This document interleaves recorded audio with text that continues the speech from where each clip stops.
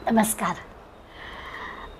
आपण मनाच्या श्लोकांच्या 61 आणि 62 या 2 श्लोकांचा आज विचार करणार आहोत. म्हटलं तर दोन्ही श्लोक तसे सोपे आहेत. आधीच्या 60व्या श्लोकामध्ये कल्पवृक्ष, चिंतामणी, कामधेनू याचा उल्लेख समर्थाने केला आहे आणि या सगळ्यांपेक्षा रामाचं स्वरूप श्रेष्ठ आहे असं त्यांनी स्पष्टपणाने आपल्याला सांगितलं. आज 61व्या श्लोकामध्ये या तिन्हांचा उल्लेख परत ते करणार आहेत आणि यापेक्षा हे जे मनाला आपल्याला रामाचं जे श्रेष्ठ स्वरूप आहे त्याचा विचार करावा. कारण काय होतं तर कल्पवृक्षाखाली आपण बसलो असलो तरी तो कल्पवृक्ष आहे हे आपल्याला कळलं तरी देखील आपल्या मनामध्ये चांगल्या कल्पना यायला हव्यात ना. आपण 60व्या श्लोकाचं जेव्हा निरूपण ऐकलं होतं तेव्हा आपण जाता जाता ही गोष्ट पाहिली होती. तहान लागलेला वाटसरू आहे, मग त्याला इच्छा झाली की आपल्याला आता कोणी पाणी दिलं तर दिलंही पाणी. भुकेची इच्छा झाली, दिली, भुकेची व्यवस्था केली. मग अगदी आता छान तहान भूक सगळं भागलं, आता छान इथे झोपायला मिळालं तर तीही व्यवस्था झाली. आता एवढं सगळं झाल्यानंतर तरी लक्षात यायला होतं की आपण मनात चांगली कल्पना केली तर चांगलं घडतं आहे. पण मन असं आहे ना की मनामध्ये नेहमीसाठी चांगल्या कल्पना यायला त्या रामाला साकडं घालावं लागतं आणि त्याला साकडं न घालता आपण आपल्या मनावरच अवलंबून राहिलो ना तर मन फार वाईट आहे हो. म्हणून तर मनाचे श्लोक समर्थाने एवढे लिहिले ना. आणि मग झालं असं की आडवा झाला आहे, छान तहानभूक झालेली आहे, झोपायला छान सगळी सोय झालेली आहे आणि झाडाखाली छान झोपायचं किंवा चांगल्या कल्पना करायच्या. त्याच्याऐवजी झाड पडलं तर असं म्हणतं अक्षय झाड पडलं. त्यामुळे कल्पतरूखाली बसलो असलो तरी कल्पना चांगल्या मनात यायला हव्यात हा विचार आहेच. म्हणून आपल्याला आत्ता 61व्या श्लोकामध्ये समर्थ उभा कल्पवृक्षातळी दुःख आहे. कल्पवृक्षाखाली बसून सुद्धा तो दुःखी आहे. का आहे तर तया अंतरी सर्वदा त्याची आहे. जे अंतरात आहे तेच मिळणार ना. कल्पना जी करू ती कल्पना पूर्ण होणार नाही. अंतरात जर चिंताच असेल, अंतरात जर दुःखच असेल, अंतरात जर प्रश्नच सगळे असतील तर ते कल्पवृक्षात पण प्रश्नच निर्माण होणार, त्याच शंका निर्माण होणार. म्हणून ते सांगतात या अंतरी सर्वदा त्याची आहे. कल्पवृक्षातळी दुःख व्हायचं कारण तेच आहे. तशाच कल्पना आपल्या मनात येतात ना. आणि म्हणून आपल्याला सावध समर्थ या श्लोकामध्ये करणार आहे. आपण त्याचं थोडंसं चिंतन करूया. खरं आहे कल्पवृक्ष झाला, चिंतामणी झाला, कामधेनू झाला तरी देखील त्या रामाचं स्वरूप श्रेष्ठ आहे हे आपण लक्षात घेतलं पाहिजे. मना राम कल्पतरू कामधेनू, मना राम कल्पतरू कामधेनू, दिही साल चिंतामणी काय वानू. आता इथे आपल्या लक्षात येईल की जर का मनाला राम हाच कल्पतरू, हाच कामधेनू, हाच कल्पवृक्ष आहे असं असलं तर मग चिंता करायचं काय कारण आहे. रामाचं नाव घ्यायचं आणि राम म्हणजेच आपला कल्पवृक्ष, राम म्हणजेच आपला चिंतामणी, राम म्हणजेच आपली कामधेनू. जी इच्छा पूर्ण करू ती राम पूर्ण करेल. जी काही आपल्या मनाला काळजी असेल ती काळजी आपली राम दूर करेल. अशा पद्धतीनं त्या रामाच्या चिंतनात हे सगळं पाहू असं जमलं तर चांगलंच आहे. सगळ्या कामना पूर्ण करणारा राम आहे हे जर माणसाला कळलं तर मग दुःख कसलं. या खरा 2 ओळीचा अगदी सोपा म्हटला तर अर्थ. परंतु असं होतं ना की तुम्ही आम्ही सगळे देव मानणारे आहोत, आस्तिक्य बुद्धीचे आहोत. आपल्याला अगदी खात्री आहे की घडणारी प्रत्येक गोष्ट देवाच्या मनात असेल तशी घडते. त्यामुळे आता दुसरा मनात प्रश्न येतो की असं जर आहे, देव मानणारे आपण आहोत तर मग आपल्याला दुःख का. तर या प्रश्नाचं उत्तर आपल्याला ह्या श्लोकांमध्ये पुन्हा एकदा मिळाले. दुःख का तर अंतरी सर्वदा त्याची आहे ना. ते अंतरातलं काढून टाकलं पाहिजे म्हणून असं घडतं आहे. असं असायला की माणसं 4 प्रकारचे असतात. आपण दासबोधात शिकलो आहे बद्ध, मोक्ष, साधक, सिद्ध. त्यातला आपण बद्धाचा नको विचार करूया कारण आपण तसे काही बद्ध नाही आहोत. आपण काहीतरी ग्रंथांचा अभ्यास करण्यासाठी एकत्र येतो आहोत. तर आपण असं म्हणू की निदान आपल्याला मोक्षाची, मुक्तीची, आनंदाची, समाधानाची इच्छा आहे. का आपण हा देह घेऊन आलेलो आहोत याबद्दलची आपल्याला उत्कंठा आहे. त्यामुळे आपण जरूर मुमुक्ष आहोत. आणि मग आपण जर मुमुक्ष आहोत तर आपण या पुढल्या प्रगतीचा विचार करू. मुमुक्ष आहोत, पुढे साधक, सिद्ध अशा पद्धतीने आपला प्रयत्न असेल की आपली प्रगती असेल याचा आपल्याला विचार करायला पाहिजे. आता मुमुक्षू म्हटला की स्वाभाविक आहे की असं काही लगेच त्याचा प्रपंच सुटत नाही की म्हणजे मोक्षाची इच्छा मुक्तीची इच्छा असली तरी देवाजवळ आपण मागणार काय. तर आपलं असं होतं की आपण जे काही साधना करतो आहे, जे की आपण आत्ता म्हटलं की आपली भगवंताबद्दलची अस्तिक्य बुद्धी आहे, आपण भगवंताला मानणारे आहोत, तर याबद्दल आपल्या साधनेच्या संदर्भातच आपली इच्छा असते की आपली साधना नीटपणा व्हावी. अर्थात त्या साधनेबद्दलचा आपला निश्चय मात्र इतका पक्का झालेला नसतो, आपण डळमळीत असतो.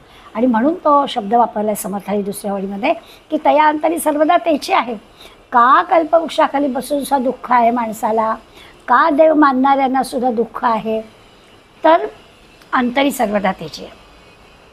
नुकतंच आत्ता गंगा दशहरा झाला आणि त्या गंगा दशहऱ्याच्या त्या 16 तारखेच्या दिवशीच, ज्या दिवशी गंगा पृथ्वीवर अवतीर्ण झाली म्हणून आपण तो साजरा करतो, त्या गोंदवलेकर महाराजांचं जे 16 तारखेचं प्रवचन आहे त्याच्यामध्ये हा एक गंमतशीर प्रसंग आहे की गंगेवरती स्नान करायला का जातो. हिंदू माणसाची अशी एक स्पष्ट भूमिका आहे, पक्का मनाला त्याच्या माहिती आहे की गंगेमध्ये स्नान केलं ना की आपण केलेली जी काही पापं असतील ती सगळी नाहीशी होतात. असा एक म्हणजे अशी एक इच्छा आहे आणि म्हणून जाणारा प्रत्येक माणूस गंगेवरती स्नान करायला जातो. मग महाराजांनी तिथे एक प्रसंग घडलेला सांगितला आणि महाराज वाले झालं असं की तिथे एक महारोगी होता, गंगेच्या काठी आला होता, निश्चित बिचारा पडला होता. तर कोणीतरी सांगितलं की गंगेत स्नान करून आल्यावर पाप निवृत्ती होते, पाप नाहीसं होतं. असा पाप नाहीसे झालेल्या माणसाने ह्या महारोग्याला जर मिठी मारली तर त्या महारोग्याचा रोग बरा होईल. आता ही तर सगळीकडे कुणाच्याही मनामध्ये दया येईल आणि आपण पापमुक्त झालो आणि नुसतं त्याला आलिंगन देता क्षणीचा तो रोगमुक्त होणार असेल तर किती चांगलं, असं कोणी करायला तयार झालं असतं. पण पुढे तो माणूस असं म्हणाला की तो जर पापमुक्त नसेल म्हणजे पापी असेल तर मात्र त्याचा तो रोग जाईल परंतु याला रोग येईल. आणि मग लोकांना तिथून काढता पाय घेत होते, कोणीच काही बोलत नव्हतं, जात नव्हतं. याचा अर्थ मनामध्ये होतं की गंगेमध्ये स्नान केलं की आपण पापमुक्त होतो, पण होतो की नाही. नसलो झालो तर भरतच काहीतरी होऊन बसेल, तो तर बरा होऊन जाईल पण आपण अडकू, नसलो झालो पापमुक्त तर, असा एक संशय, अशी एक शंका आपल्या मनामध्ये येते आणि म्हणून लोक काही हे काम करायला तयार नव्हते. मग कोणीतरी एक खेड्यातला अगदीच घोंगडी डोका खांद्यावर घेतलेला आणि अगदी म्हातारा माणूस आला, त्याच्याही कानावरी गोष्ट एवढंच ना, आत्ता आलो, आणि त्यांनी गंगेमध्ये उडी मारली. पक्का विश्वास होता, त्याची पक्की निष्ठा होती की माझं जे काही पाप असेल ते धुवून जाणारच. आणि त्यांनी मारता क्षणी त्या माणसाचाही रोग बरा झाला, यालाही काही झालं नाही. मुद्दा काय तर आपली निष्ठा असायला हवी. मी आत्ता म्हटलं तसं की आपण देखील सगळेजण साधना काही करत असतो, सद्ग्रंथ वाचत असतो, सत्संगात राहत असतो, पण देवाबद्दल त्या साधनेबद्दल आपला पक्का निश्चय झालेला नसतो. आपण असं करतोय तर असं होणारच नाही, काही काळजी करण्याचं कारण नाही असं ठामपणानं आपण म्हणू शकत नाही. म्हणून ते म्हणतया अंतरी सर्वदा तेचे आहे.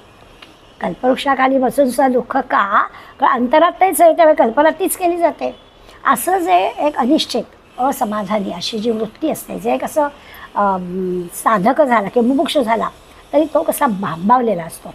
आणि असा भांबावलेला जो मोक्ष असतो ना, तो कल्पवृक्षात उभा आहे, पण त्याच्या अंतरामध्ये देव असायला हवा, त्याच्या अंतरामध्ये राम असायला हवा, निष्ठा असायला हवी, खात्री असायला हवी, ती त्याची असत नाही.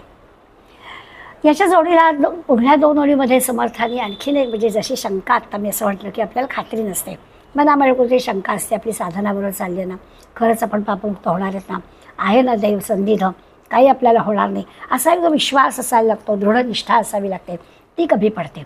पण इथं समर्थांनी या श्लोकामध्ये 3ऱ्या ओळीमध्ये आपल्याला आणखीन काय चूक होते ती दाखवून दिली आहे की जनी सज्जनी वाद हा वाढवावा आणि पुढे मागूता शोकजीवी धरावा. होतं असं की होय नाही, यश अपयश, खरं खोटं याच्या भानगडीमध्ये म्हणजे वादात लोक पडतात आणि मग त्यामुळे अंतरामध्ये देव आहे का नाही की अंतरात देव नसल्यामुळे जे काही अंतरात आहे तेच घडतं कल्पवृक्षाखाली बसल्यावर. आणि जोडीला ते मिळाले जर का सज्जन माणसाने, म्हणजे आपण आता मुमुक्षू म्हणतो आहे, या मुमुक्षूने वाद घातला ना तर पुढे मागोता शोकजीवी धरावा, तर मात्र कल्पवृक्षाखाली बसून सुद्धा दुःख, शोक, चिंताच आपल्याला भोगावी लागेल.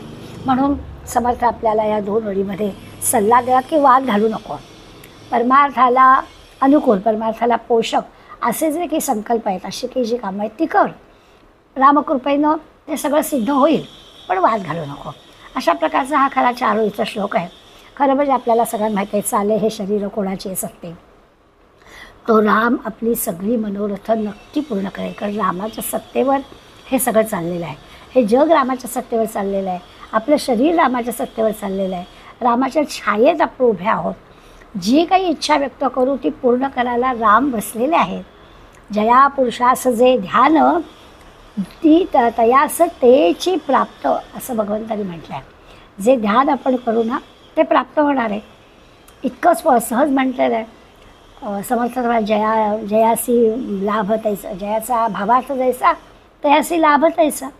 आपल्या मनामध्ये पण भगवंताबद्दलची निष्ठा, भगवंताबद्दलची खात्री हवी, तर मग जयाचा भावार्थ जैसा तयासी लाभ तैसा हे कळेल आपल्याला. म्हणजे आपण जी काही इच्छा करू, आपण जी काही वासना धरू, आता तयाअंतरी दुःख सर्वदा त्याची आहे म्हणजे काय, तर अंतरामध्ये सारखं तेच असेल, सारखंच मुळे प्रश्न, सारखीच मुळे चिंता, असं झालं तर, तसं झालं तर, सारखंच काहीतरी असं असेल तर त्या दुःखाचं चिंतन म्हणजे काय, दुःखाचं फळ काय, तर तेच भोगायला लागणार. माऊलींची उभी आहे, जैसे कल्पवृक्षा तळवटी बैसोली झोळीचे पाडी गाठी. कल्पवृक्षाखाली बसला आहे आणि आपल्या फाटक्या झोळीला गाठी भरतोय. आता छान कल्पना करावी ना तर चांगलं होईल ना सगळं, परंतु आपल्याला उद्या जी आज झोळीमध्ये भिक्षा घ्यायची आहे आणि ती झोळी फाटली आहे तर तिला गाठीमध्ये बसलाय कल्पवृक्षाखाली. मगधी दैव निघे किरीटी दैन्याची करू. मग दैव तरी तो काय करणार. माऊली म्हणतात अशा माणसाला जो गाठीभर बसलेला आहे त्याला काय होणार. जयास वाटे सुखाची असावे ते रघुनाथ भजनी लागावे. आणि एकदा का रघुनाथ भजनी लागलं ना की दुसरे असले विचार मनात आणूच नाही आहेत, असं खरं म्हणजे सांगितलेलं आहे. त्यामुळे काय करायचं, जैसे चित्त जयावरी तैसे जवळी आणि दुरी.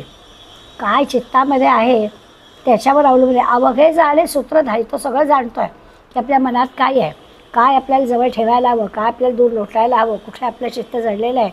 त्याप्रमाणे तुका म्हणे बुद्धी ज्याची त्याची तया सिद्धी. कशी तुमची बुद्धी असेल तशी तशी तिला सिद्धी प्राप्त होईल. नाहीतर अगदी छान रामसन्निध आहोत आपण, कल्पवृक्षाखाली बसलेले आहोत, तरी देखील तया अंतरी सर्वदा त्याची आहे. कल्पवृक्षाखाली बसूनसुद्धा चिंता करणारा जर असेल तर त्याचं काय होणार. आपल्याला काय आहे, हे असं का घडतं याचा विचार करायला हवा की एवढं सगळं आहे तरी देखील आपण असे चिंता करणारे का आहोत. तर याचं कारण असं आहे की आपल्याला जे काही विषयांपासून सुख मिळतं आहे ना ते आपल्याला आवडतं. छान पाहावं, छान खावं, छान ऐकावं, असं जे छान छान म्हणून असतं ते काही नेहमीसाठी छान असतं असं नाही.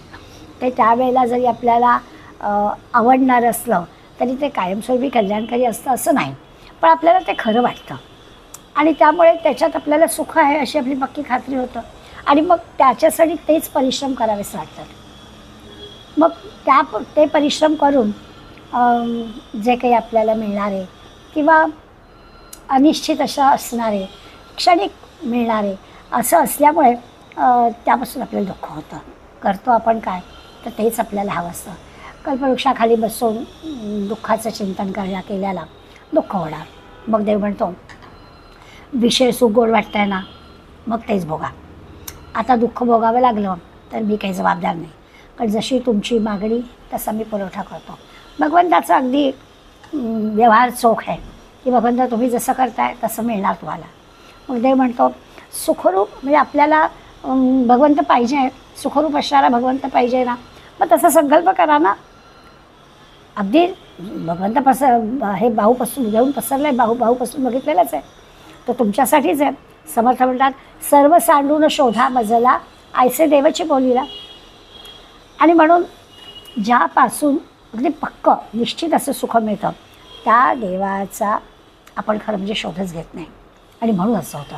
म्हणून अशा दुःखकारक कल्पना कल्पना म्हणजे त्या झाडाखाली बसूनसुद्धा, कल्पतरूखाली बसूनसुद्धा आपल्याला हे असं होतं. खरं तर श्रीराम सता सखा शिरी जो बुडे चिंता सागरी त्याने कल्पवृक्ष तरी हृदय आरंभिले. माणूस आपलं काय चुकतं ते पाहत नाही, करू नये ते करतो, वर स्वतःचंच बरोबर म्हणून वाद घालतो. आपल्या देवाचा सुद्धा की आपल्या ज्या काही संप्रदाय असतात ना त्याचा अभिमान धरतो.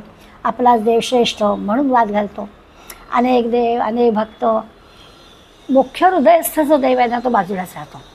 मग त्या नुसता असा वाद घालून काय होणार, काहीच होणार नाही. म्हणजे समर्थ आपल्या तिसऱ्या ओळीमध्ये सांगतात की सज्जनांनी वाद घालू नये ते यासाठी शोकपदरी येतो, वादाने कुणाचा जय होत नाही. त्यामुळे त्या उपमा छान दिले की जन्मदाते आईला सोडून मानलेल्या आईला मानायला गेल्यासारखं आहे. म्हणून वादविवादात न पडता आपल्या हृदयस्थ असणाऱ्या परमात्म्यावर श्रद्धा ठेवावी. हे आपल्याला जमलं तर दोन्ही गोष्टी होतील. आपल्याला 2 गोष्टी करायला सांगितल्यात या श्लोकामध्ये. एक म्हणजे रामाच्या सानिध्यात आहेस म्हणजे कल्पवृक्षाखाली आहेसच, आणि कल्पवृक्षाखाली बसल्यास तर तुझ्या कल्पनेत चांगल्या गोष्टी येऊ देत. आणि दुसरं सांगितलं की उगाचच वाद घालू नको, वादाने शोकचिंता वाढतात. अशा आपल्या साधक असणाऱ्या आपल्याला ह्या 2 प्रकारच्या महत्त्वाच्या सूचना या श्लोकामध्ये समर्थ देतात. म्हणजे आपल्याला अगदी प्रापंचिक असणारा आपला जरी आपल्याला विचार करायचा झाला, ते आपल्याला जे काही सुख हवं असतं ना, ते खरोखरीच असं आहे की जे आपल्याला खरं व्हावं असं वाटतं ते सगळं होत असतं. हो, आपल्याला उगाच असं वाटतं. कधी कधी तर असं असतं की आपल्याला वाटतं त्याच्यापेक्षा चांगलं होतं. आपण अशी कल्पना केलेली नसते, त्याच्याहीपेक्षा आपल्या कल्पनेपेक्षा सुद्धा अधिक चांगलं सुद्धा कधी कधी होतं. म्हणजे आता तसं झालं तर केलं आहे आणि मिळतच नाही असं सहसा होत नाही. आपण चांगला विचार केला आहे, चांगले प्रयत्न केले आणि जे काही ठरवलं आहे ते मिळालं नाही असं सहसा होत नाही. किंबहुना कधी कधी ते मी आत्ता म्हटलं तसं की आपल्या कल्पनेपेक्षा अधिक चांगलंसुद्धा घडतं. काही वेळा आपण असं मान्य करू की जी माणसं म्हणजे आपण साधारणपणानं तुम्हा आमच्या मध्यमवर्गीय आणि आता मी म्हटलं तसं की ज्याचा भगवंतांनी योगक्षेम चांगला ठेवलेला आहे अशांबद्दल बोलतो आहे.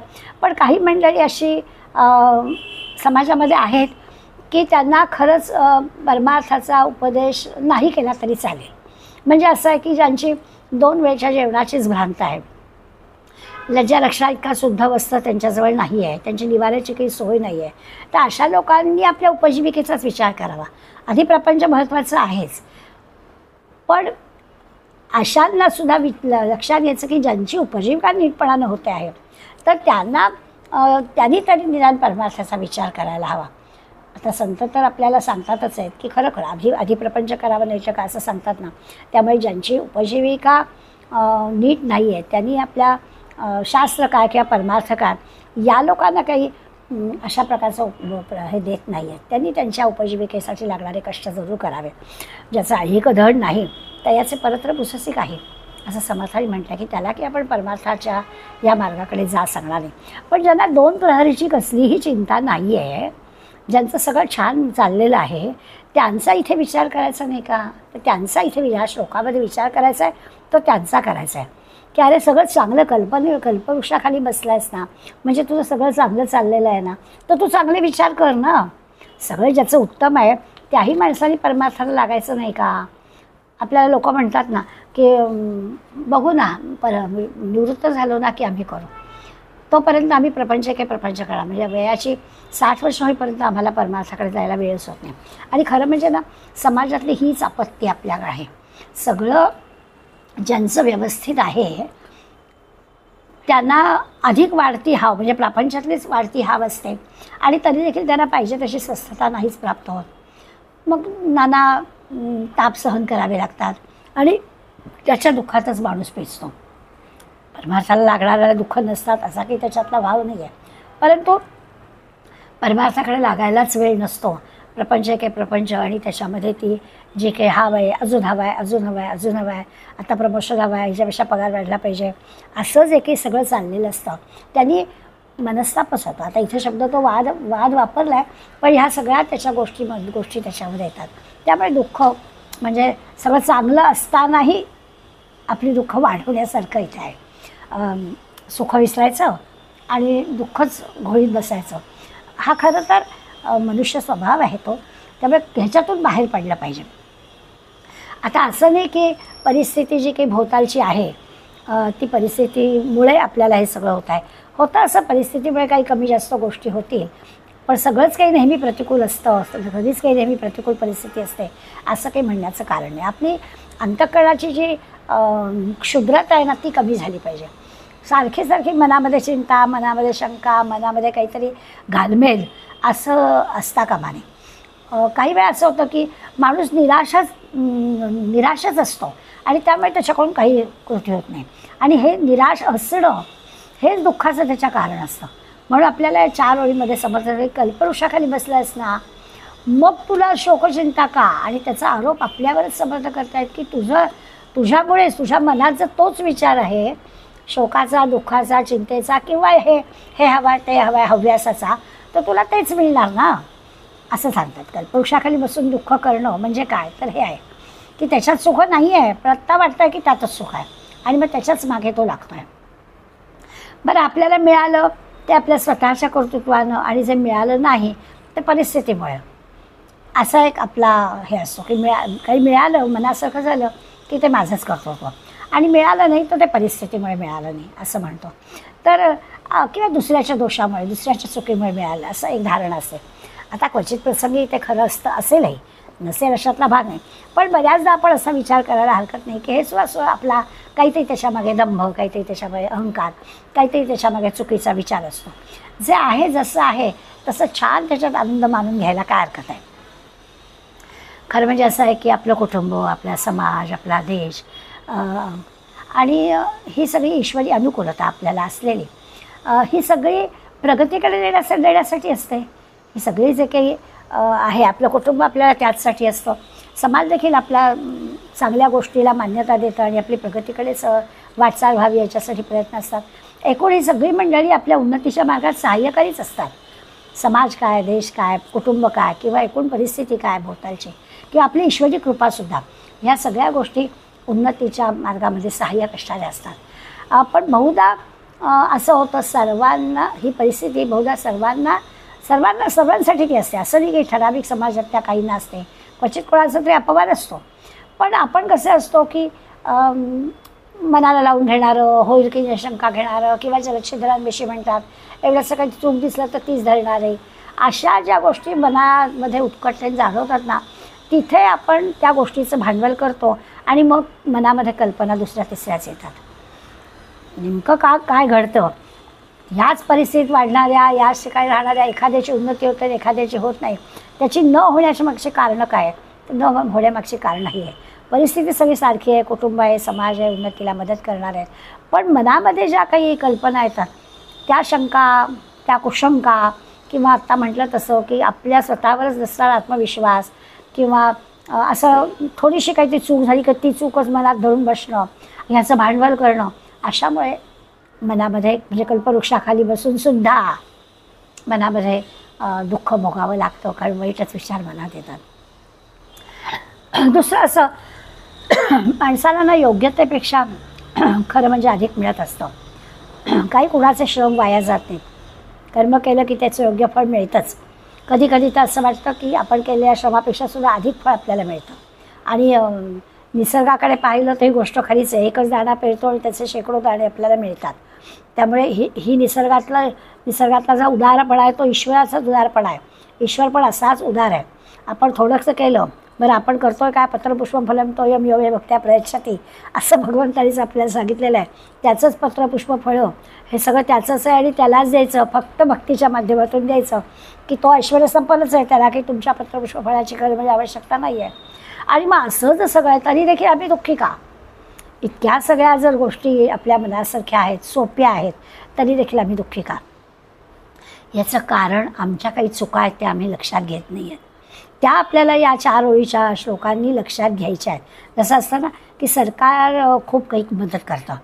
अलीकडे तर आपल्याला असं दिसतं शेतकऱ्यांना सरकारने पुष्कळ मदत केली. समजा अगदी कमी व्याजाने एखाद्या शेतकऱ्याला त्याच्या शेतामध्ये विहीर खोदायला सरकारने कर्ज मंजूर केलं आणि ते कर्ज मंजूर झालं, त्याला मिळालं सुद्धा. तर विहीर खोदायला जर दिलेलं आहे, विहीर खोदल्याचा परिणाम काय होईल की त्याला वर्षातून 2दासुद्धा पीक घेता येणार आहे, कारण आपल्या विहिरीला पाणी लागेल आणि त्या विहिरीच्या पाणी त्याची शेती चांगली लागेल आणि पुढे अनेक वर्ष अनेक पिढ्या त्याचा उपयोग होईल. पण यांनी जर त्याला कर्ज जे सँक्शन झालं आणि जे पैसे मिळालेले आहेत त्या पैशाचा उपयोग जर लेकीचं लग्न, त्याला जेवणावळी, त्यातला थाटमाट, आपलं काहीतरी मोठे हे दिसावं म्हणून जर पैसे खर्च करून टाकले तर त्यावेळेला ते सगळं केल्यामुळे पैसे तर संपणार आणि अनेक पिढ्या जी काही त्या विहिरीच्या पाण्यावर चालल्या असत्या आपल्या, ते नुकसान करून घेतलं. परंतु हे असं लक्षात न घेता मग अंगावा करायचा सरकारच्या मदतीबद्दल, असं हे माणसाचं चाललेलं आहे की माणसाला सुविधा मिळतात, कल्पवृक्षाखाली तो बसला आहे, पण तरी देखील तो योग्य पद्धतीने आचरण करत नाही.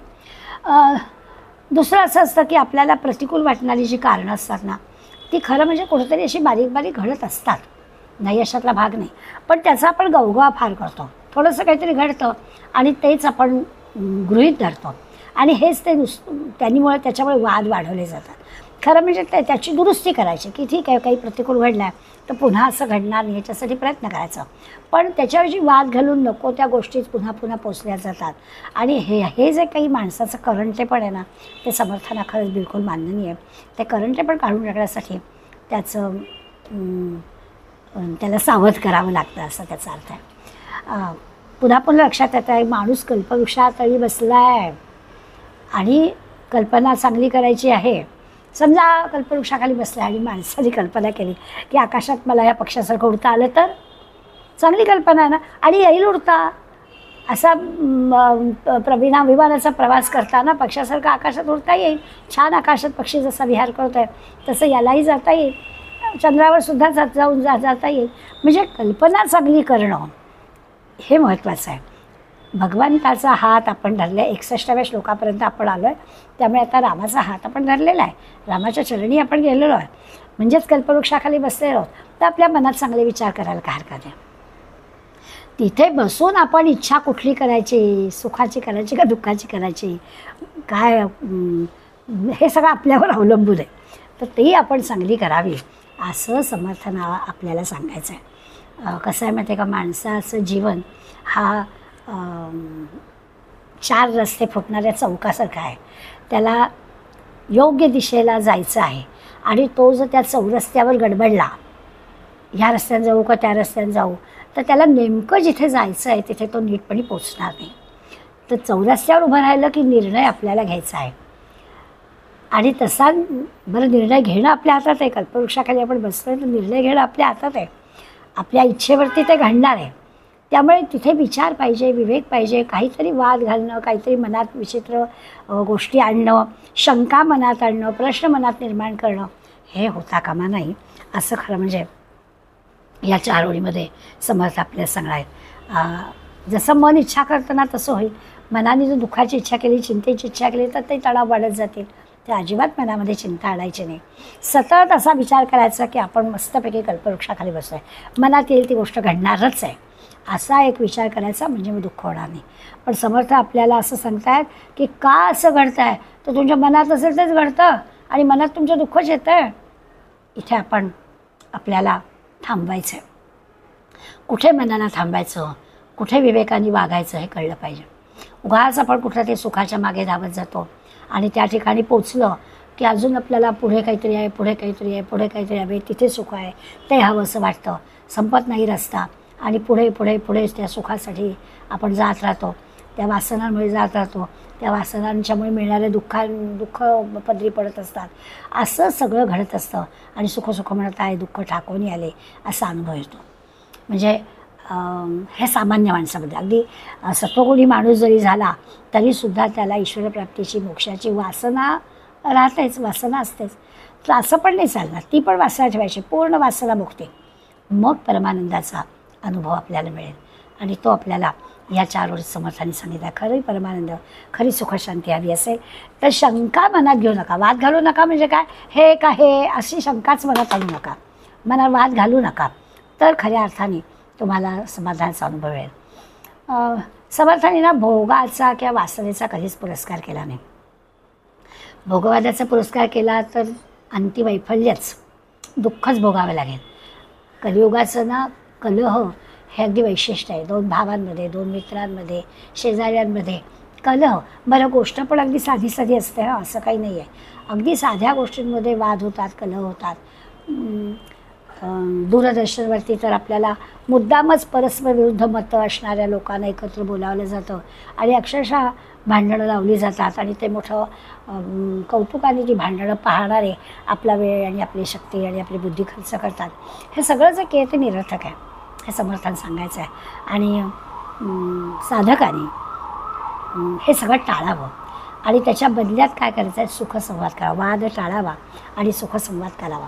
संत कुठेही वाद घालत नाहीत. अगदी त्यांच्या विरुद्ध मत असणाऱ्या लोकांच्या ते आले तरी देखील ते वाद घालत नाहीत. वाद घालण्याचं म्हणजे साहित्यिक, पुढारी, राजकारणी लोक, त्यांचा जो वाद असतो तो स्वार्थासाठी असतो.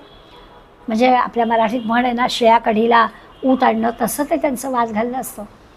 आणि त्या वादाला काही अर्थ घडून गेलेल्या ज्या घटना आहेत, गांधीजींनी खरंच मरताना राम म्हटलं होतं का, आता काय करायचं आहे त्याच्याबद्दल पुन्हा पुन्हा चर्चा करून. सावरकरांनी इंग्रज सरकारची माफी मागितली होती का, पुन्हा पुन्हा ते प्रश्न निर्माण करून काय करायचं आहे. शिवाजी महाराजांचे गुरु खरंच समर्थ रामदास स्वामी होते का तुकाराम महाराज होते. अशा सगळ्या चर्चा, अशा सगळे वाद की ज्याच्यातून काहीच निष्पन्न होणार नाही आहे, ते घालणाऱ्यांचं काम वेगळं आहे. साधकाने, मुमुक्षुनी त्यामध्ये पडू नये असा या श्लोकाचा अर्थ आहे. महत्त्वाचा श्लोक आहे. तुम्हा आम्हा साधकांसाठी त्याची अत्यंत गरज आहे. हाच विचार थोडासा 62व्या श्लोकात आपल्याला दिसेल की हे सगळं असं होऊ नये म्हणून काय करायचं. तर ते वेळेला असं होण्याचं एक महत्त्वाचं कारण असतं, निजध्यास तो सर्व तुटून गेला.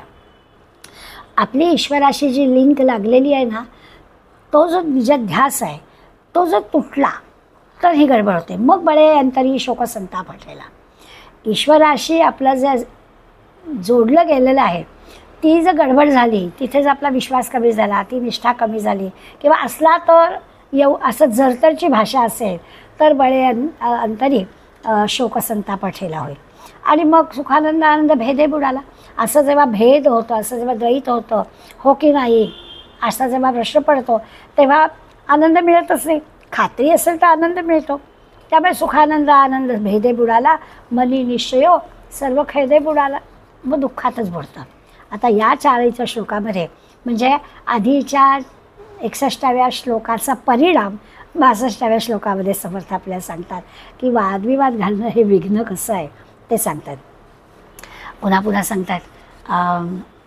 खरं तर हा म्हणजे 52व्या श्लोकामध्ये पूर्वी जे समर्थांनी सर्वोत्तमाचा दास असं जेव्हा म्हटलं आहे त्याच्यात त्यांनी रामभक्ताला न लिंपे कदा दंभवादी विवादी असं सांगितलं आहे की तो जो रामभक्त आहे तो कधीही वादात पडत नाही, उगीच तो वाद घालत नाही, असं पूर्वी 52व्या श्लोकात सांगून झालेलं आहे. तरी पण पुन्हा या श्लोकामध्ये समर्थांनी हा विषय काढला आहे की वादाच्या फंदात पडशील तर निजध्यास तो सर्व तुटून गेला आणि बळे अंतरी शोकसंताप ठेला. आता काय होईल. साधकाला खूप चांगल्या गोष्टी करायला आहे. साधकाने विचार करावा, विवेक करावा, मुख्य देव कोणता आहे, उपासना कशी करावी, कोणती उपासना केली की आपल्याला आनंद मिळतो आहे, समाधान मिळतं आहे, सत्संग कसा करावा, कोणते ग्रंथ वाचावेत, किती किती गोष्टी साधकाला करता येण्यासारख्या आहेत. परंतु ते न करता म्हणजे त्याचा साधन मार्ग खरा निश्चित झालेला आहे. आता अशा साधकालाच हा प्रश्न आहे. आणि मग ते जे काही ज्ञान झालेलं आहे ते दृढ होण्यासाठी, काही त्याची प्रगती त्याच्यातून व्हायला होण्यासाठी त्याचा अभ्यास करायला लागतो, त्याच्या सानिध्यात राहावं लागतो. त्याला त्यांनी म्हटलं आहे की तो निधिध्यास हा सर्व तुटतो. निधिध्यास म्हणजे अभ्यास असं म्हटलेलं आहे. आणि एकदा का तो अभ्यासात असला ना साधक किंवा मनामध्ये काही संशय येणार नाही. पण तसं होत नाही ना. निजध्यास सर्व तुटून गेला, त्याचा जर अभ्यास चालू नसला, कनेक्शन जे भगवंताशी जोडलेलं आहे ते जर तुटलं तर मग काय होतं ते आपल्याला ते सांगितलं आहे. बरं, सांगितलं कसं तर हे दुसऱ्या बाहेरून कुठून बळे म्हणजे आपणहूनच बळे काय झालं तर आपला शोक संताप वाढवायला मदत झाली. आपणच आपला शोक संताप वाढवलेला आहे. निजध्यास तुटल्यामुळे शोकसंताप वाढला, आपला अभ्यास तुटल्यामुळे, आपली नियमितता तुटल्यामुळे शोकसंताप वाढला. वास्तविक साधकांनी सतत अनुसंधानात राहायला पाहिजे. अनुसंधानात राहिला ती ही वेळ येणार नाही.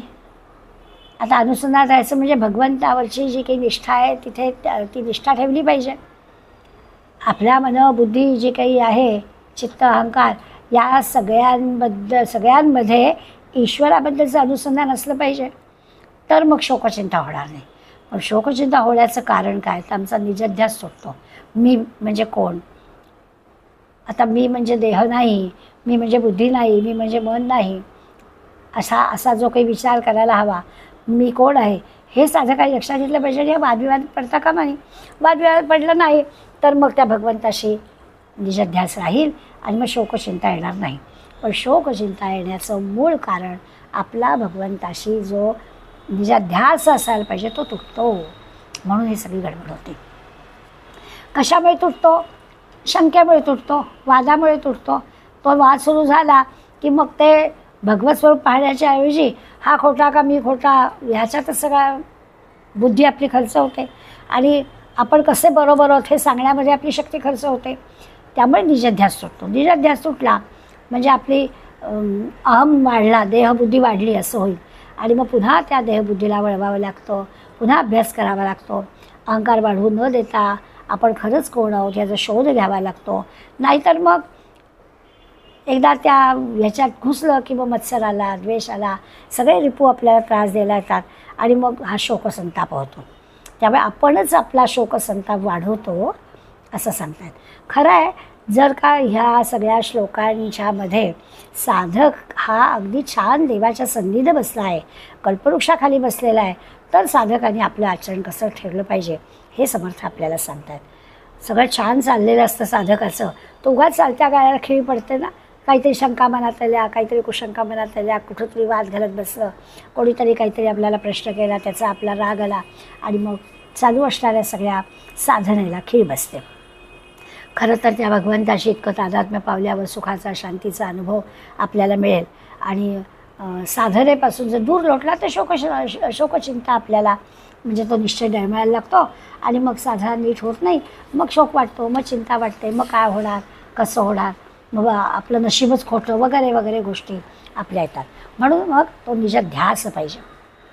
निजध्यास, निधिध्यास याचा अर्थ त्या ईश्वराबद्दलचा जो काही आपला विचार आहे तो निश्चय ठाम असला पाहिजे. नवविधा भक्ती त्यासाठी सांगतात, एकदम असा भगवंतावरती दृढ निष्ठा बसेल असं नाही, तर त्याच्यासाठी श्रवण केलं पाहिजे. मग श्रवण करायचं तर चांगलं ऐकायचं, सत्संगात राहायचं, चांगल्या वासना ठेवायच्या, ईश्वरावर निष्ठा ठेवायची, ग्रंथाच्या ग्रंथ अभ्यासायचे, दासबोध, ज्ञानेश्वरी, गाथा, गीता या सगळ्या गोष्टी, रामायण, भागवत या सगळ्या गोष्टींचं वाचन करायचं, चांगल्या सगळ्या लोकांची कीर्तनं, प्रवचनं ऐकायला जायचं. हे ऐकलं की जे की ऐकलं त्याचं मनन करायचं, त्याला निधिध्यासन, त्याला निजध्यास, भगवंताशी ऐक्य. आणि मग असं जेव्हा आपण अभ्यास करू तेव्हा ते श्रवण चांगलं केलं असं होईल. नाही तर नुसतं ऐकलं आणि सोडून दिलं असा त्याचा अर्थ होईल. म्हणून हे सगळं करावं साधकांनी आणि मग असं साधकांनी केलं तर मग तो बाकीच्या गोष्टीवर त्याला वेळच मिळणार नाही, ह्या सगळ्यामध्ये वेळ जाईल, मग वाद घालणार नाही, मग काही शोकचिंता त्याला होण्याचा प्रश्नच नाही. जसं असतं ना की नुसतं भोजन करून उपयोग नसतो, त्या भोजनानंतर सगळं व्यवस्थित पचावं पण लागतं. तसं आहे की ऐकलं सगळं, जरी ग्रंथ सगळे वाचले, ग्रंथ ऐकले, पुष्कळ लिहिले, पुष्कळ परीक्षा दिल्या, तरी त्याचं चिंतन म्हणून व्हायला पाहिजे. नाहीतर त्या परीक्षा दिल्याचा पण अभिमान आपल्याला होतो. माझ्या झाल्या दासबोधच्या परीक्षा, सखोल अभ्यास झाला आहे माझा, ज्ञानेश्वरीच्या पण मी परीक्षा दिलेत, गीताधर्मणाच्या पण दिलेत, मनोवत पण मी दिला आहे. हो, पण ते जे सगळं ऐकलं आहे, ते जे सगळं श्रवण केलं आहे, त्याचं चिंतन मनन झालं पाहिजे, त्याच्या निधिध्यासात आपण राहिलं पाहिजे. नाही तर मग मनात अशा शंका येतं की एवढ्या परीक्षा दूर असं होतं. म्हणून ते आपल्याला सांगतात की श्रवणाचं जे काही ऐकलं आहे त्याचं मनन चिंतन करायला पाहिजे. वादात राहण्यात अर्थ नाही आहे. म्हणजे जसं न पचलेलं श्रवण केलं जाईल. जर आपण नीट श्रवण केलं, त्याचा उपयोग केला नाही तर उगाचच डोक्याला शीण मात्र झाला, अभ्यास मात्र केला, परीक्षा मात्र दिल्या आणि पदरात आपला काहीच पडलं नाही. म्हणून मनन करायचं, म्हणून निधध्यास ठेवायचा, ह्या गोष्टी आवश्यक आहेत. जे ऐकलं आहे ते आपल्याला आचरणात कसं आणता येईल, उपयोगात कसं येईल ह्याचा विचार करायचा. आणि तो जर निधध्यास आपला तुटला तर मात्र तो शोक संताप आपल्याला येतो. म्हणून निजध्यास असणं म्हणजे आत्मचिंतन असणं, मनन करायचं, चिंतन करायचं, आपल्याशी विचार करायचा, नेमकं काय आपल्याला हवं आहे आणि कुठे आपलं चुकतं आहे ते विचार करायचं. म्हणजे मग ईश्वराबद्दलचा जी काही ओढ आहे ती आपल्याला ओढ लागते, त्याच्यावरची जी निष्ठा आहे ती निष्ठा आपली होते. पण आपण जे दुःखाकडे, शोकाकडे, पण आपण जे मोहाकडे आपण जात नाही, त्याच्यापासून आपण दूर राहतो आणि ह्या ईश्वरी ध्यासाचा आपल्याला उपयोग होतो. जसं म्हणतात ना की प्रवासामध्ये रस्ता जर खडबडीत असला तर ज्या गाडीनं आपण जातो तिच्या स्प्रिंग जर नीट नसतील तर त्याचे धक्के आपल्याला जास्ती बसतात. पण समजा गाड्या अगदी चांगल्या गुबगुबीत असतील तर मग ते रस्त्याचे धक्के काही आपल्याला जाणवत नाहीत, प्रवास सुखाचा होतो. आता हा आहे आपला व्यवहारातला अनुभव की खडबडीत रस्ता आहे तो की आपल्या हातात नाही कसा आहे तो. पण जर आपण चांगल्या स्प्रिंग असणाऱ्या गाडीत बसलो तर त्या खडबडीत रस्त्याचा आपल्याला त्रास होत नाही. हा आपला व्यावहारिक अनुभव आहे.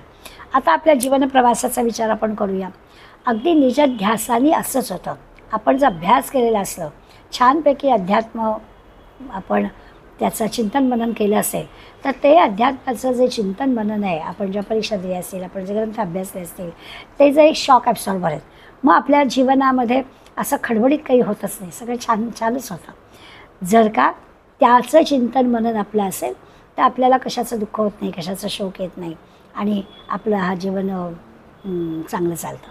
मग रस्ता ओबडधोबड असला तर इतर ओबडधोबड रस्त्यातले खड्डे आपल्याला जाणवत नाही, असा त्याचा अर्थ. दुसरं असं की प्रपंचामध्ये निरनिराळ्या अडचणी असतात. सगळेच काही अगदी प्रपंचातल्या सगळी वर्ष ही अगदी सुखाचीच गेली असं नाही. ते पण एक चक्र असतं. सुखांत दुःख, दुःखांत सुख इथंच असतं. आणि म्हणून प्रत्येक माणूस म्हणजे प्रपंची सुखी राहिला ऐसा देखीला नाही केला असं जर म्हणतातच संत. मग असं जर आहे तर मग आपण काय केलं पाहिजे की ते ह्या सगळ्या ज्या प्रापंचिक समस्या ज्या आहेत ना त्या सगळ्या समस्या शांतपणानं आपल्याला दूर करता येतात जर आपला ईश्वराशी निजध्यास असेल तर. म्हणजे आपोआपच हे जे खडबडीत प्रापंचिक दुःख आहेत ना ती म्हणजे जणू काही खडबडीत रस्ता आहे. तर त्या खडबडीत रस्त्याचा आपल्यावर काही परिणाम होते, त्या दुःखाचा, प्रापंचिक दुःखाचा आपण काही परिणाम करून घेणार नाही असं होईल. पण निजध्यास नसेल, ईश्वराची निष्ठा नसेल, त्याचं चिंतन मनन नसेल, नुसताच आपला कोल, तर मात्र अंतःकरणाला शोक संताप येतो आणि मग ते त्या चिंतेला, त्या शोकाला काही उपाय नाही हो. मग त्याच्यातच आपण अडकतो. अगदी पार वाईट विचार मनामध्ये येतात, हे जीवन संपवावं असं पण वाटायला लागतो, कुठेच सुख मिळत नाही असं होतं. सगळीकडे ज्याला अस्वस्थता म्हणतात तशी अस्वस्थता येते. केवळ ईश्वराचा निजध्यास तुटण्यामुळे, आपण कल्पवृक्षाखाली बसलो आहे हे न कळल्यामुळे अशी गडबड होते. कल्पवृक्षाखाली बसलो आहे असं गृहीत धरून जर केलं तर आपल्या प्रत्येक गोष्टीला यश मिळतं. आणि आपण कल्पवृक्षाखाली नाही आहोत तर मग तर झाड पडलं तर तसं होतं. म्हणून निजध्यास ईश्वर सगळीकडे आहे आणि तो माझं सगळं करतो आहे अशी खात्री पाहिजे. इथे जर भेदबुद्धी आली, इथे जर गडबड झाली तर मात्र अभेदबुद्धी दे रे राम. समर्थांनी म्हटलं ना, रामाकडे मागणं मागितलं ना त्याच्यात तरी अभेदबुद्धी दे रे राम म्हटलं. मनामध्ये कसलाही भेद देऊ नकोस बाबा. असं असेल का नसेल, असं होय नाही जर तर असं कुठे असता कामा नये. तरच आपल्याला सगळीकडे समानता आहे, सगळं कसं चांगलंच आहे असं कुठेतरी मनामध्ये असा भेद आला, द्वैत आलं की गडबड होते. म्हणून मग सुख, आनंद, समाधान देणाऱ्या गोष्टीसुद्धा जर भेद बनत आला तर आनंद देत नाहीत. 4 लोकांनी सांगितलं की तुम्हाला असं असं होतं ना, तुम्ही अमक्या डॉक्टरकडे जा, नक्की तुम्हाला औषधाला गुण येईल. आता मनात सारखं शकत तुम्हाला आला हो मला येईल का नाही अशी शंका नाही घेत राहायचं. आपल्याला बरं वाटायला हवं आहे. 4 माणसांनी आपल्याला चांगलं सांगितलेलं आहे, भगवंताचं नाव घेऊन आपण अशा गोष्टी करायच्या म्हणजे मग आपल्याला सुख समाधान मिळेल, नाही तर मिळणार नाही. बऱ्याचदा असं होतं की चांगल्या गोष्टींबद्दल आपण तो विचार करत नाही. म्हणजे अगदी व्यवहारात काय आध्यात्मिक विचार ह्याच्यात सुद्धा केलं तरी आपल्या लक्षात येतं की आपण सगळं चांगलं करायचं मनात असतं, पण अकारणच म्हणजे कल्पवृक्षाखाली बसून सुद्धा म्हणतो ना, सारखा विषय तोच आपला चालला आहे की कल्पवृक्षाखाली बसलो तर मनात चांगलेच विचार यायला पाहिजे. असं असून सुद्धा चांगला आध्यात्मिक विचारी माणूस आहे, मनन चिंतन करणार आहे, तरी देखील काहीतरी शंका मारतात, काहीतरी कंटाळा मनात येतो. हे करण्याने काय होणार आहे, ते करण्याने काय होणार आहे, नाम घेण्यापेक्षा ध्यानाचा अभ्यास करायला हवा का, ध्यान की आपल्याला जमत नाही आहे मग काय करावं, अशा ज्या काही सारखे बदल सारखं काहीतरी करतात आणि मग त्यामुळे तरी डळमळीत होऊन जातं. तर असं नाही, काहीतरी निश्चय पाहिजे, काहीतरी निष्ठा पाहिजे. असं केलं आणि भगवंताशी अनुसंधान सुटू दिलं नाही तर मग आपल्या शोकचिंता बिलकुल येणार नाही. अगदी प्रपंचात सुद्धा बरं का, तो निजध्यास असेल तर प्रपंचसुद्धा आपला उत्तम होईल. अर्थात अभ्यास करावा लागेल. भगवंत काही प्रपंच करायला बसला नाही, प्रपंच आपल्यालाच करायचा आहे. प्रपंचातली सगळी कर्तव्य कर्म आपल्यालाच पार करायचे आहेत. पण ती जर त्या निजध्यासामध्ये ईश्वर माझा साथीदार आहे असं म्हणून केलं तर होतं. आणि एकाच वेळेला या सगळ्या गोष्टी आपण करू शकतो. प्रपंचात आणि परमार्थात जे करायचं आहे ते सगळं एकाच वेळेला आपल्याला करता येऊ शकतं. नेहमी एक उदाहरण देतात की आपल्याला आता मी आधी प्रपंच करतो, मग निवृत्त झालो की बाई परमार्थाकडे बघेन, असं नसतं. एका वेळेला सुद्धा आपण प्रपंचच परमार्थासारखा करू शकतो.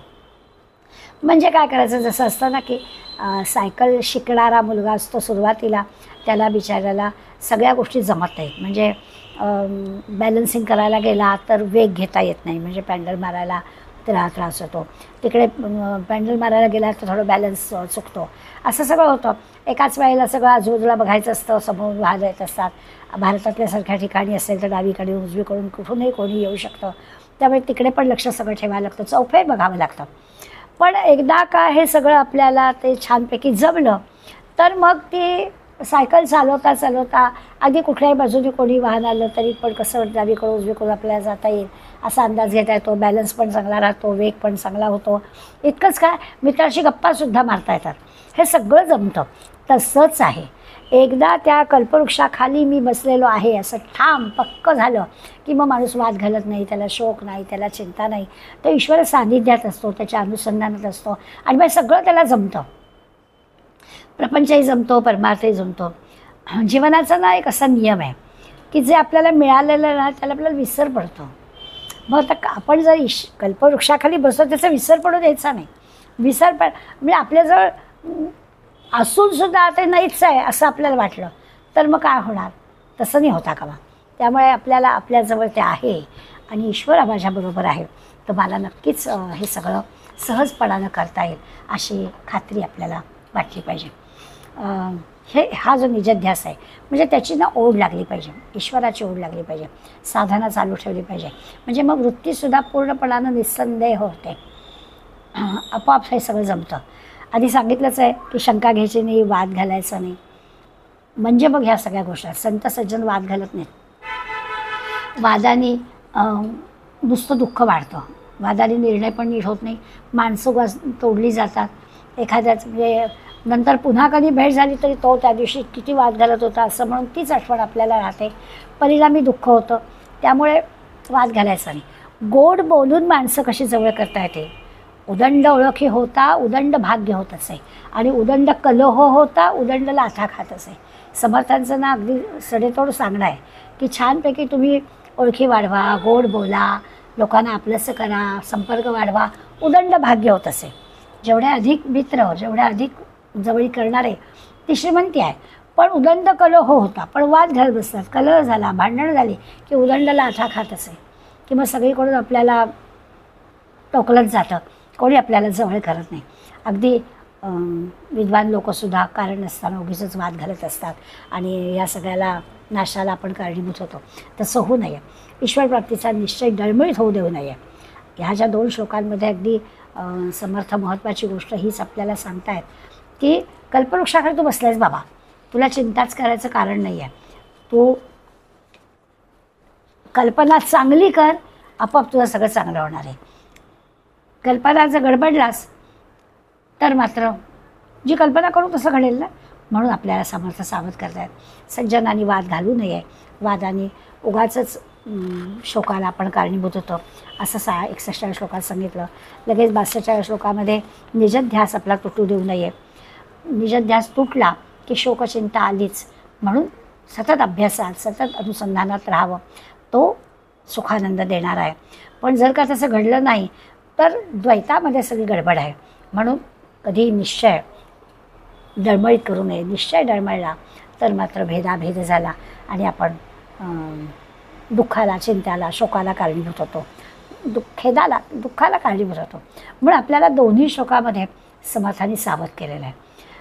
एवढं चिंतन, एवढं मनन या 2 श्लोकांबद्दल का करायचं, तर आपलं नेमकं हेच चुकतं आहे की आपण त्याच्या जर विश्वासात आहोत, आपली जर भगवंतात निष्ठा आहे, तर मनामध्ये कधीही कोणत्याही वेळेला विपरीत येऊ द्यायचं नाही.